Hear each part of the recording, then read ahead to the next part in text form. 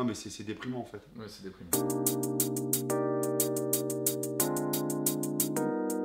Le 24 janvier 2020 a été présenté en Conseil des ministres le projet des retraites Macron-Philippe, dans un contexte de crise sociale sans précédent comme vous avez pu le constater, après le mouvement des Gilets jaunes, le mouvement des retraites. Ce nouveau système vise à instaurer le point qui déterminera pour chaque travailleur le montant de la retraite et l'âge de départ en retraite. Par ailleurs, cette réforme des retraites vise à supprimer le régime général. Cette réforme s'inscrit dans une volonté apparente de rendre le système des retraites plus simple, plus égalitaire. Mais qu'en est-il exactement? Décryptage par l'UFAL. La première raison qui incite le gouvernement à vouloir modifier le régime de retraite, c'est l'explosion de la dette de la sécurité sociale due à un déséquilibre entre le nombre d'actifs et le nombre de retraités. D'une part, rappelons qu'il existe le fonds de réserve pour les retraites, qui totalise un chiffre de 120 milliards d'euros, qui vise justement à pallier le problème de financement des retraites. Dans le système actuel par répartition, lorsque les actifs n'étaient pas suffisants pour pouvoir payer les retraités, il existait trois solutions. Soit baisser les pensions, soit augmenter les cotisations sociales, donc les salaires, soit faire travailler les gens plus longtemps. Avec le nouveau système de retraite par points, deux solutions sont possibles. Soit augmenter le coût du point, c'est-à-dire que pour un même salaire, on obtient moins de points, soit baisser la valeur du point, c'est-à-dire que pour un même temps de travail effectué, on a à la fin moins de pension.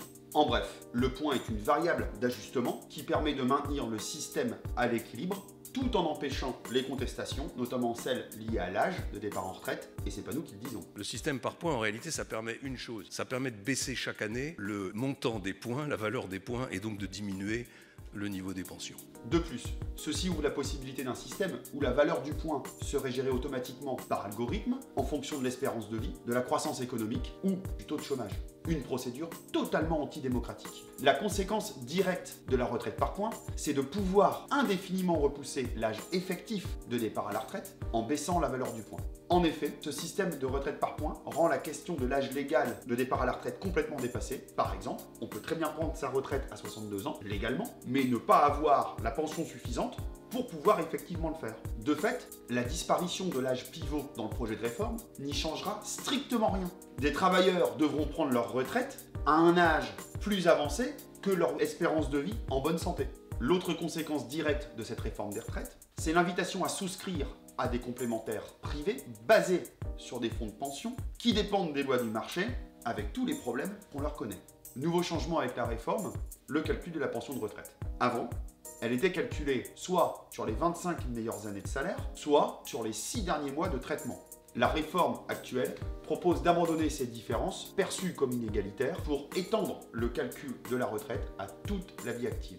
Ces différents modes de calcul ne sont pas la raison des inégalités de pension entre les ex-travailleurs. Les taux de remplacement sont globalement identiques entre salariés et fonctionnaires. Ces inégalités s'expliquent par un taux de cotisation plus élevé pour les régimes spéciaux que pour les autres travailleurs. D'ailleurs, la loi Royer de 1973 a déjà permis l'harmonisation entre tous les salariés d'une part et entre les salariés et les non-salariés d'autre part. Et quand bien même on considérerait ces inégalités comme un mal, la réforme n'en serait pas le remède. In fine, la réforme se sert des régimes spéciaux durement touchés par la réforme pour détruire l'ensemble des conquêtes des travailleurs. Cependant, cette extension à toute la vie du calcul des retraites pourrait être à l'origine de nouvelles inégalités de pension, notamment pour celles et ceux qui ne profiteront pas des nouveaux modes de calcul. C'est le cas notamment des femmes, des personnes qui ont été éloignées de l'emploi pendant un certain temps et des travailleurs précaires. De plus, cela évacue le problème de l'accès à la cotisation des emplois précaires. Ils seront forcés